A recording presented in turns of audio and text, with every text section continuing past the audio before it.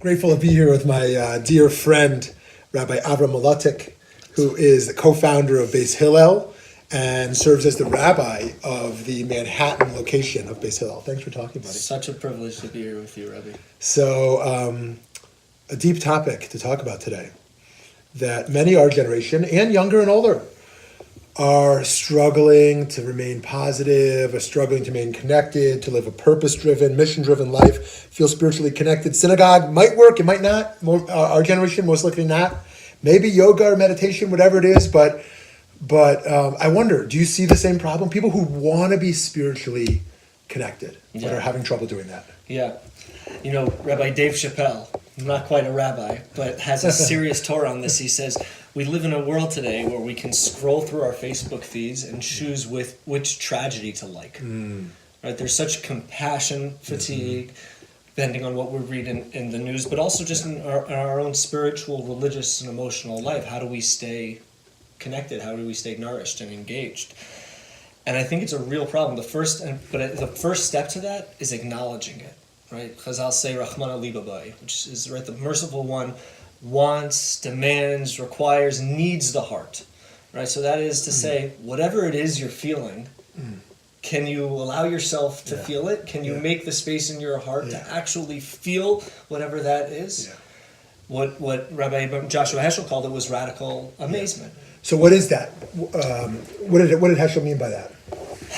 I think it can mean a bunch of different things. I think, often it's been used just around the positive, right? The beauty that we encounter in the natural world, music, our children. Flowers, right? Which are totally, important, and they're there. And, we have countless Broca blessings to that point to that, but, after blessings to say that our bodies work after going to to maintain that type of spiritual amazement. Right. But I think we also need that type of radical amazement to the brokenness of the world, to sort of combat that compassion fatigue. It's like the Avram and the Balabira, the way the rabbis of the Midrash, the rabbinic legend, make it out to be when Avram's going through the world and he sees the world aflame. Can we notice that people are struggling? Can we notice the brokenness? Yeah. Can we actually let ourselves notice whatever that looks like, that encounter? But I think it's a deeply important one to not gloss over.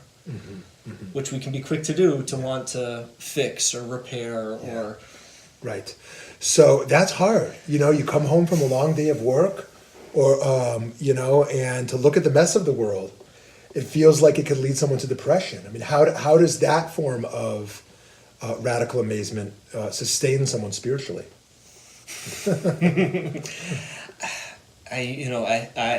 I'm by no means an expert in this field. I'm a fellow sojourner and struggler.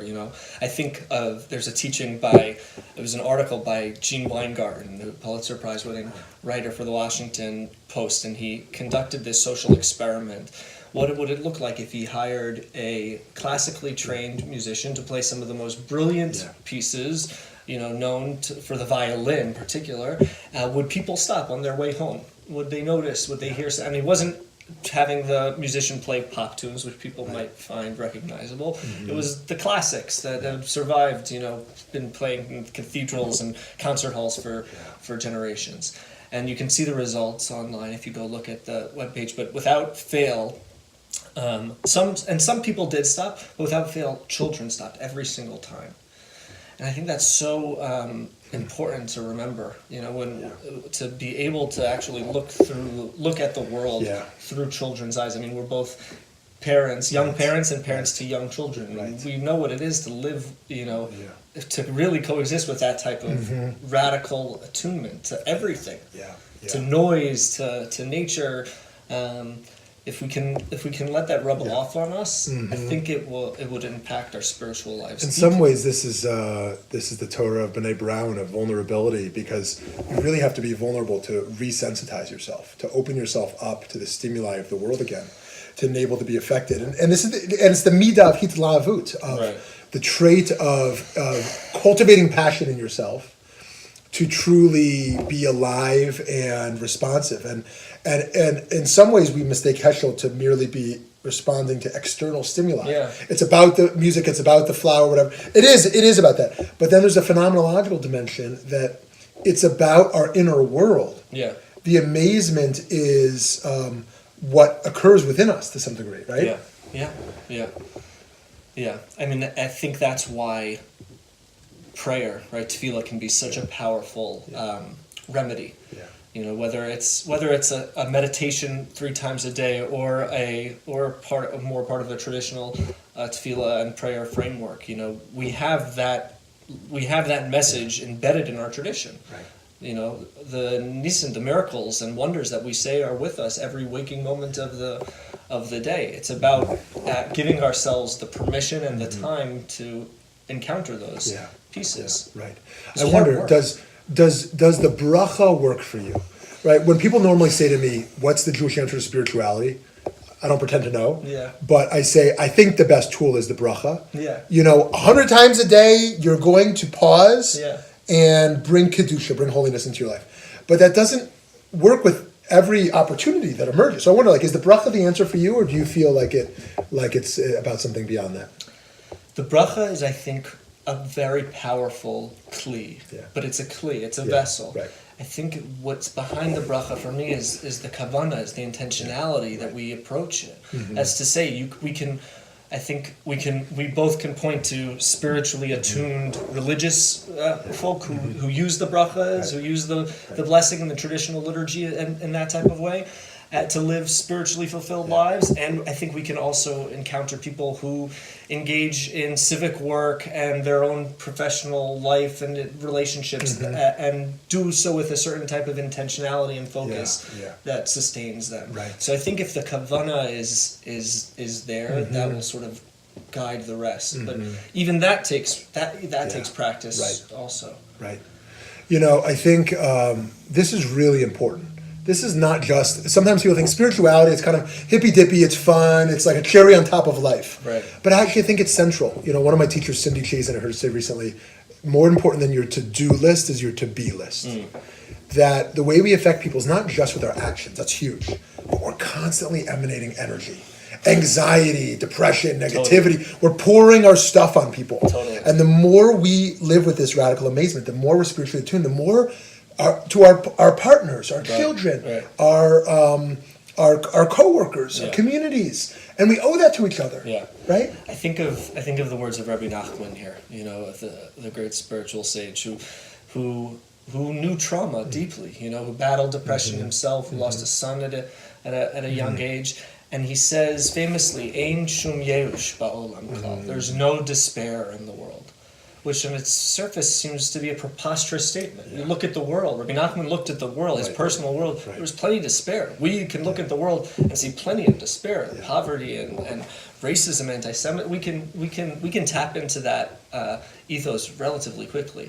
But to use that as almost like a guiding kavanah or direction in which we conduct our lives, you know, to maintain that type of inner resolve and hope, that is the great spiritual practice. Yeah. So how does he propose we get there?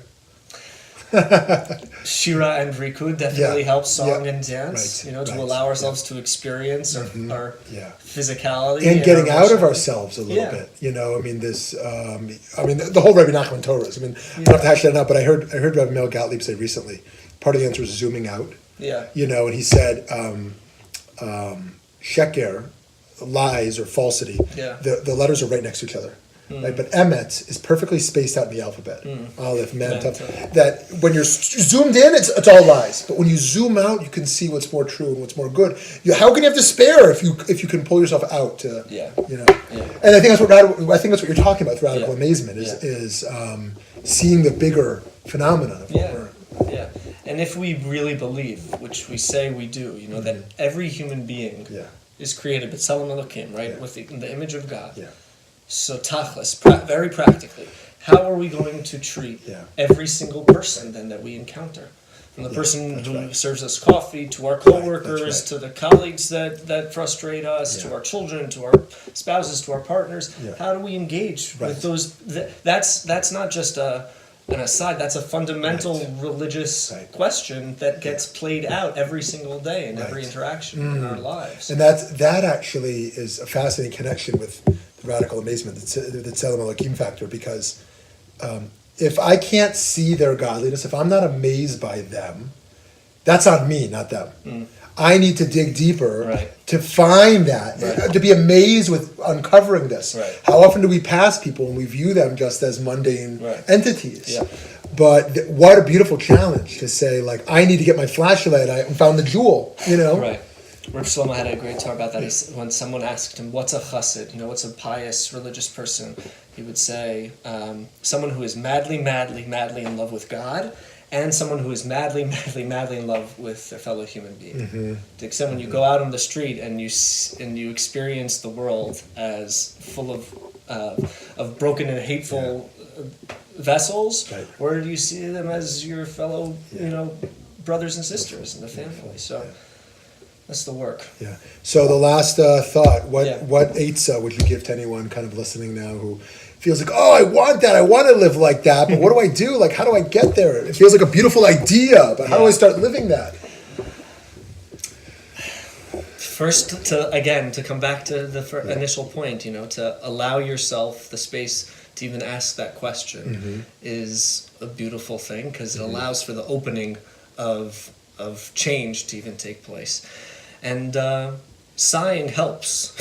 A sigh can encompass a lot in a sigh, as the Gemara says. A whole brokenness can dwell in there.